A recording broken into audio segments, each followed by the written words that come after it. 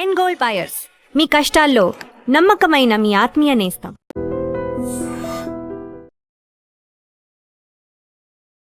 నమస్కారం, welcome to I dream. ధర్మ మార్గం విత్ విజిత కార్యక్రమానికి స్వాగతం.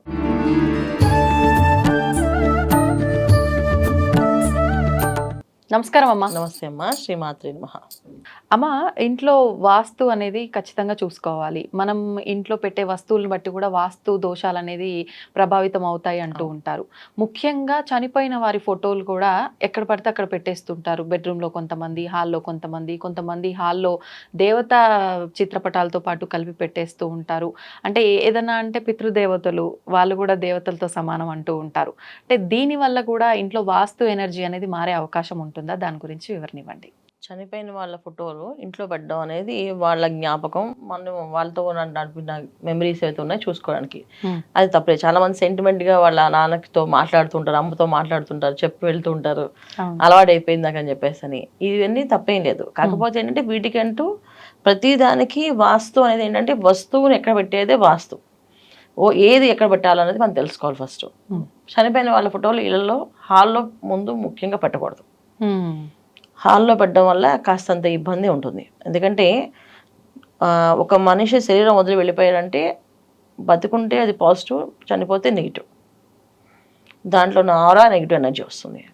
సో ప్రేత శక్తి కింద వస్తుంది అది. వాళ్ళు ఎంత మంచి వాళ్ళైనా సరే 10 మందికి బతుకున్నంతకాలం సాయం చేస్తూనే ఉన్నారు. వాళ్ళు దేవుళ్ళలాగా బతికారు కానీ చనిపోయారు.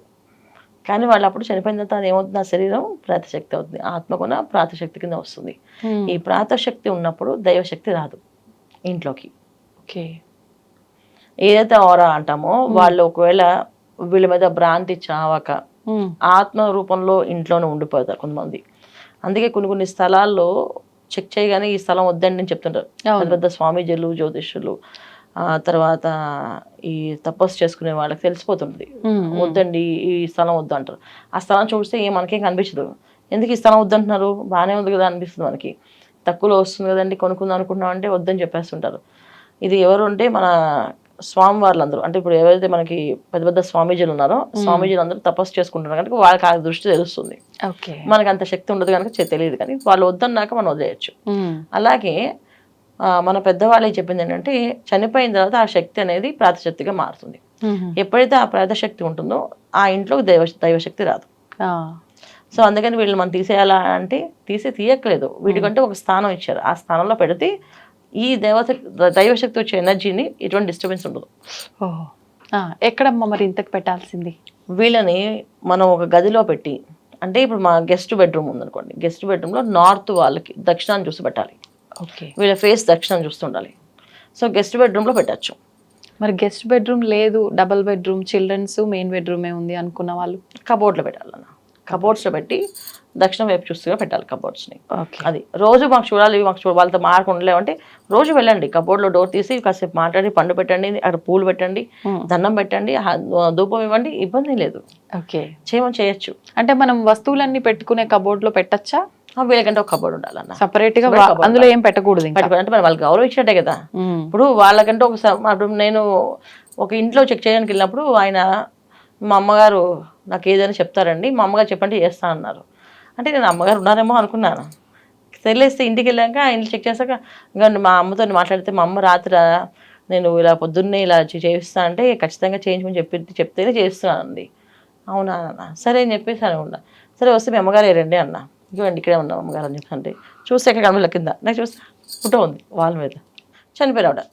ఆ ఫోటోతో రోజు ఆయన మాట్లాడుతూ బయటకు వెళ్తుంటారు. ఇప్పుడు మీరు ఇందాక ఒక మాట అన్నారమ్మా, మా అమ్మగారు ఎలా చెప్తే అలా చేస్తానండి అని చెప్పి ప్రతిరోజు ఇప్పటికీ కూడా అని. ఆవిడ చూస్తే లేరు, వాళ్ళ అమ్మగారు ఈయనకి ఎలా చెప్తున్నారు, ఈయన ఎలా పాటిస్తున్నారని నాకు చెప్పడం, ఆయన కల్లో కనిపిస్తారు ఆవిడ నాకు చెప్తారండి ప్రతిరోజు. నాకు ఏదైనా సమస్య వస్తుందంటే మా అమ్మ కనిపిస్తుంది, మా అమ్మ చెప్తుంది ఏదైనా సమస్య వస్తుందని అని చెప్పేసి. నిజంగా అంటే ఈ రోజుల్లో కూడా అంత ఎమోషన్తో వాళ్ళు బాండ్ అయి ఉన్నప్పుడు మేబీ జరగచ్చు, జరగకపోవచ్చు, చెప్పలేము. ఈయన భ్రాంతి అయి ఉండొచ్చు, లేదా ఈయనకే ఆ సెన్స్ తెలుస్తాము. సో నాకు ఇది జరుగుతుంది అంటే ముందే తెలుస్తుంది. మా అమ్మ నాకు చెప్పింది అంటే ఖచ్చితంగా అది జరుగుతుందని నమ్మకం ఉంది, విశ్వాసం ఉన్న వాళ్ళు. హాల్లో చాలా పెద్ద ఫోటో అన్నమాట. అంటే ఒక మనిషి కూర్చుంటే ఎలా ఉంటుందో అలా పెట్టుకున్నారు. సో ఆయనకి చాలా బిజినెస్లు, లాట్ ఆఫ్ బిజినెస్లు ఉన్నాయి. అన్ని బిజినెస్లో కూడా కాస్తంత డబ్బు ఎక్కడికక్కడ మోసం చేస్తున్నారు, ఇరిగిపోతున్నారు. చెక్ బౌన్స్ అవడము, చెక్కులు రాకపోవడము ఇవి జరుగుతున్నాయి. ఇలా క్లమ్సీగా మొత్తం వ్యాపారంలో ఉండాలా వద్దా, చేయాలా, ఈ వ్యాపారం చేద్దాం, ఒక 10 రకాలైన వ్యాపారాలు చేస్తాయి ఆయన. ఈ 10 రకాల వ్యాపారాల్లోనే పెట్టేస్తాడు. సో దానికి మెయిన్ కారణం ఏంటంటే బ్లాకేజ్, మొత్తం ఇంట్లో ఉన్న నెగిటివ్ ఎనర్జీతో బ్లాక్ అయిపోయింది. ఇప్పుడు ఏదైతే ఖచ్చితంగా ఆయనకి నిజంగా కనిపిస్తే ఆవిడ మాట్లాడుతున్నట్టయితే చాలా ఎక్కువ నెగిటివ్ ఎనర్జీ ఉన్నట్టు, ఆరాశక్తి, ప్రాతశక్తి ఎక్కువగా ఉన్నట్టు. అలా ఉన్నప్పుడు ఏమవుతుంది, మనకి పాజిటివ్ ఎనర్జీ ఎక్కడి నుంచి వస్తుంది? ఇప్పుడు దైవశక్తి అనేది మనకు కావాలి అంటే ఇంట్లో మనం దీపారాధన చేస్తూ, ఇంట్లో ఏదో పుష్పాలు వేసి స్వామివారి దగ్గర నైవేద్యం పెట్టి ఏదో ఒక మంత్రానుష్ఠానం మనం చేయడము. మనకు రాకపోతే ఏదో ఒక టీవీలోనో రేడియోలో పెట్టుకుంటారు, పూర్వం పెట్టేవాళ్ళు, ఇప్పుడు ఫోన్లో పెడుతున్నారు అందరూ. ఇలా ఏదో ఒక చాంటింగ్ కంటిన్యూగా మంత్రాన్ని చేస్తే ఒక ఆరా ఫామ్ అయి మొత్తం పాజిటివ్ అవుతుంది. ఎప్పుడైతే ఇంట్లో పాజిటివిటీ పెరుగుతుందో ఇంట్లో ధనాకర్షణ, జనాకర్షణ పెరుగుతుంది. ఈ ఆకర్షణ శక్తి పెరగడానికి కారణం మనం చేసే పనుల వల్ల. సో బ్లాకేజ్ అవ్వడానికి కారణం అంటే వాళ్ళ అమ్మగారు ఎలా చేసేవారు, ఎలా ఉండేవారు అంటే ఎప్పుడు పిల్లల కోసమే ఆలోచిస్తూ ఉండేవారు అంట. పిల్లలు పిల్లలు పిల్లలు పిల్లలు అని ఆవిడ అలాగే మంచాన్ని పడి చనిపోయారు రోగంతో. కానీ ఆవిడ ఉన్నంత కాలం సుఖపడలేదు పిల్లలు ఎవరు. ఆవిడ చనిపోయాక అందరూ సెటిల్ అయ్యారు. సెటిల్ అయిన తర్వాత అందరికి బాధ అనిపిస్తుంది, మా అమ్మ చూడలేదు ఈ బాధని. సో మా అమ్మ కోసం ఏం చేయాలని చెప్పేసి అందరిలో సేమ్ ఆ ఫొటోస్ పెట్టుకున్నారు, పెద్ద ఫొటోస్. వాళ్ళ అమ్మ చక్కగా అందంగా తయారైన ఫొటోస్ ఉన్నవి పెట్టుకున్నారు. కానీ వాళ్ళ నాన్నగారు చనిపోయి చాలా కాలం అయిన తర్వాత వాళ్ళ అమ్మగారు చనిపోయారు. ఇక్కడ 2 శక్తులు అంటే, ఒకటి దేవతా రూపంలో పుణ్యస్త్రీగా చనిపోతే ఒక శక్తి, పురోసువాసినిగా చనిపోతే ఒక శక్తి ఉంటుంది. సో ఇలాంటివి ఏమొచ్చి అప్పుడు నేను చెప్పాను, ఏమంటే మీరు రోజు మెమ్మగారితో మాట్లాడండి, కానీ హాల్లోని తీసేసి మీరు వెళ్ళి మీ బెడ్రూమ్లో ఒక కబోర్డ్ తీసుకుని కబోర్డ్లో పెట్టండి. సో బెడ్రూమ్లో మా ఆవిడ వద్దన్నారు, అందుకే పెట్టలేదు అన్నది. గెస్ట్ బెడ్రూమ్లో పెట్టండి. మీరు గెస్ట్ బెడ్రూమ్లో శుభ్రంగా అమ్మ కనిపించేట్టుగా పెట్టుకోండి. ఒక డోర్ పెట్టండి.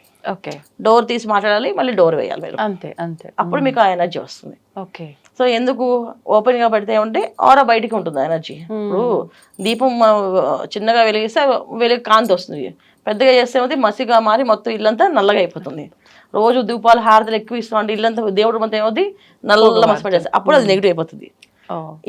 ఏ ఒక శక్తి పనిచేయదు. ఇప్పుడు నలుపు అనేది మనకి నెగిటివ్ ఎనర్జీ. సో తెలుపు కానీ మన బాగుండే విధంగా కనిపించే ఆకర్షణ శక్తి ఉండడానికంటే కలర్ఫుల్గా ఉండాలి. అందుకే దేవుడు ఎక్కువ దీపాలు ఎక్కువ హారతి, గంట కొట్టేసి ఇప్పుడు 2 పూట్ల హారతి ఇవ్వదు చెప్తాం, దీపం వెలిగించమని చెప్తాం. హారతి కలుపుకొని చిన్నది వేసి ఒకటే హారతి ఇస్తారు. చాలా మంది పెద్ద హారతి కప్పి పెద్దగా హారతి ఇస్తుంటారా. ఎప్పుడైతే నలుపు వచ్చిందో అక్కడ నెగిటివ్ స్టార్ట్ అవుతుంది, వెంటనే క్లీన్ చేసుకోవాలి.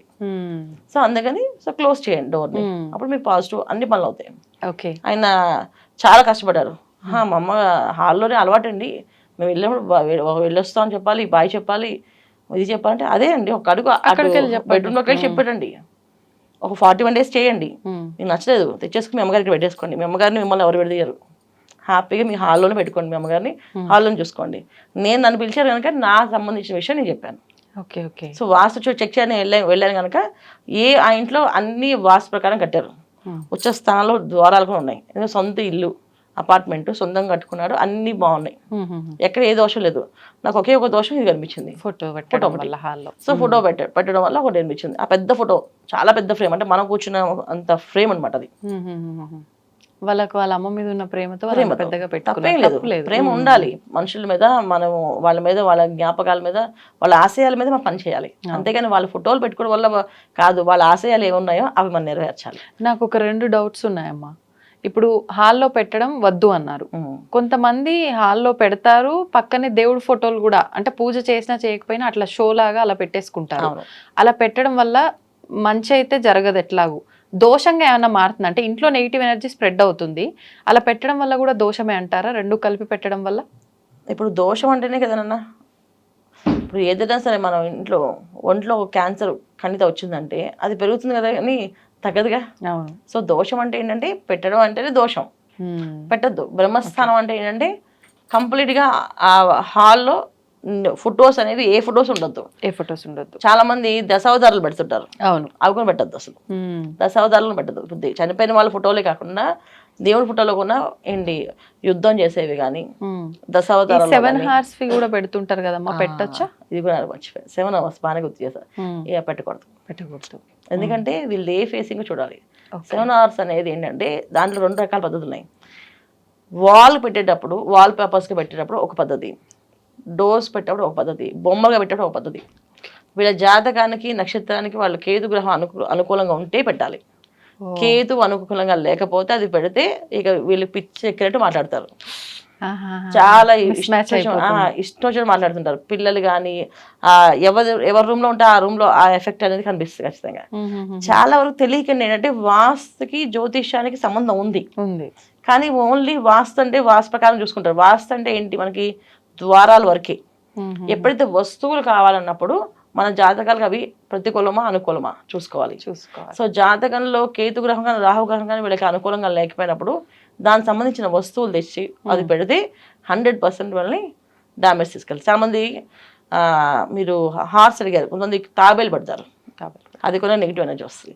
కొంతమందికి లాఫింగ్ బుద్ధ, నెగిటివ్ ఎనర్జీ వస్తాయి. పాజిటివ్ అవన్నీ ప్యూర్ పాజిటివ్, కానీ అది మనకి పడాలి. మనకి పడుతుందా లేదా చూసుకోవాలి. ఇప్పుడు మీ డ్రెస్ ఉంది, అది మంచి డ్రెస్సే, కానీ ఆ సైజ్ నాకు వస్తుందో నేను చూసుకోవాలి. కరెక్ట్ అలా అనమాట. సో ఇది డ్రెస్ తప్పని కాదు, దాని క్వాలిటీ లేదని కాదు అర్థం, కానీ అది నాకు నా సైజుకి రావాలి కదా. అంతే. సో నా సైజుకి ఆ డ్రెస్ వస్తుందో లేదా చూసుకోవాలి నేను. అలాగే పెట్టే ప్రతి ఒక్క ఎనర్జీస్ మనం చెక్ చేసినప్పుడు ఆ ఎనర్జీ మనకి సెట్ అవుతుందో చూసుకోవాలి, మనకి సూట్ అవుతుందో లేదో చూసుకోవాలి. సో పెద్దవాళ్ళ ఫోటోలు అనే దానికి అందరికి ఒకటే ఎనర్జీ, అది నెగిటివ్ ఎనర్జీ వస్తుంది అక్కడ నుంచి. సో అది ప్రతికూల శక్తి ఎక్కువగా ప్రతిబింబిస్తుంది కనుక 100% అది మనకి ఎఫెక్ట్ అవుతుంది. ఓకే, నాది ఇంకొక సెకండ్ డౌట్ అమ్మా. మీరు ఇందాక ఒక మాట అన్నారు, పూర్వ సువాసినిగా వెళ్ళిపోతే ఒక ఎనర్జీ, ముత్తైదుగా వెళ్ళిపోతే ఒక ఎనర్జీ. అంటే ఎలాంటి ఎనర్జీ, అది ఎలా ప్రభావితం అవుతుందా ఇంట్లో? అంటే దేవతా రూపంలో వాళ్ళు మారుతారు, వాళ్ళు చేసే పుణ్యం ఎక్కువగా ఉంటే సో వాళ్ళు దేవతగా మారే అవకాశం ఎక్కువగా ముత్తైదుగా ఉంటాయి. పూర్వ సువాసిని అయితే మాత్రం దేవత కాకుండా ప్రేత శక్తి కింద వస్తారు వాళ్ళు. సో నెగిటివ్ ఎనర్జీ ఎక్కువగా ఉంటుంది. కొన్ని విషయాలకి వాళ్ళు కలవకూడదు, మనం మాట్లాడకూడదు, ఏదైతే పాటిస్తామో చనిపోయినప్పుడు కూడా అంతే. ముఖ్యమైన పనుల్లో వెళ్ళినప్పుడు వాళ్ళకి ఎదురెళ్ళి మాట్లాడడం అది. సో పూర్వం ఏంటంటే పూర్వ సువాసులు వెనక నుంచి అమ్మ వెళ్ళొస్తానంటే వాళ్ళు వంటలు జాగ్రత్త క్షేమంగా వెళ్ళిరా అని అనేవాళ్ళు, బయటకు కనిపించేవాళ్ళు. ముత్తైదు అయితే ఏం చేస్తుంది, తన కొడుకు కానీ భర్తకు కానీ ఎదురొచ్చేది, రూపాయి చేతిలో పెట్టి క్షేమంగా వెళ్ళి లాభంగా రారా అని చెప్పేసి ఆ రూపాయి చేతిలో పెట్టి పంపించేది. పంపిస్తే అది ధన లాభంగానే వాళ్ళు మారేది. అందుకని చేసేవాళ్ళు. ఇవి చేయాలి. ఓకే, సంతోషం అమ్మా, ధన్యవాదాలు. శ్రీమాత్రి నమః. తవ్వుతున్న శివలింగం సరే, దాన్ని అట్లా కప్పేసేయండి, చూపించదండి. Krishna is there. మూర్తి పూజ కాదు, సాక్షాత్ బ్రజేంద్ర నందన భగవాన్ ఉన్నారు మూర్తిలో. ఏమీ ఆశించకుండా ఆరాధించే వాళ్ళు కూడా ఉన్నారా ప్రభుజీ? నిజమైన భక్తి అంటే మనకు తెలియదు కాబట్టి